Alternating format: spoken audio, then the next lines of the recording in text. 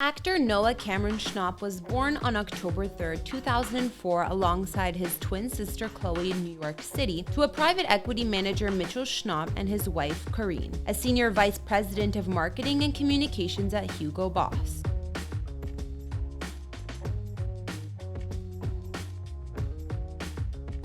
Raised in a Jewish household, Noah holds dual citizenship in both the USA and Canada, with his father having ties to Montreal, Quebec. In point of fact, thanks to these northern ties, Noah grew up as a massive fan of the NHL franchise, the Montreal Canadians, and he'd watch their games regularly as a little kid alongside his father on TV. But Noah only gets to visit Montreal every so often because he lives his day-to-day life in Scarsdale, a town in New York State's Westchester County. There, his family is based out of a neighborhood known as Meadow, and Noah attended Scarsdale Middle School while doing things like playing with his dog named Spaghetti and making movies with his twin sister in their spare time. He once described how he collaborated with his sister to Scarsdale News, telling them she writes the script, I film, and we both act in it. Noah's initial desire to act took place when he was about 5 years old and saw a Broadway production of Annie for the first time, an event that literally moved him to tears. He told Scarsdale News, I came out crying because I wanted to be on that stage. While Noah's father initially had designs for his sons to become a professional athlete in soccer or football, he quickly realized that type of lifestyle just wasn't for Noah. He explained to Scarsdale News, he was picking daisies in the outfield. It just didn't look like it was his thing. My wife had the common sense to suggest steering him into something else, and he really liked to perform. Before long, Noah's parents were enrolling him in an acting program at Westchester Stars Kids. Here he worked with a coach and fell even more in love with the art form. That same acting coach then referred Noah to a talent management company, which led him to auditioning for work, and sometimes as often as 4 times a week. At first, Noah struggled to book gigs, but then in summer 2014 came the biggest opportunity of his young life when he was cast in a movie by one of the world's most famous filmmakers. Noah Schnapp's acting debut came in the Academy Award-winning 2015 film Bridge of Spies, where he starred as the son of Tom Hanks' character in a film directed by Steven Spielberg. Better yet, shortly after booking his first gig, Noah would earn his next one by providing the voice of none other than Charlie Brown in the animated film The Peanuts movie. But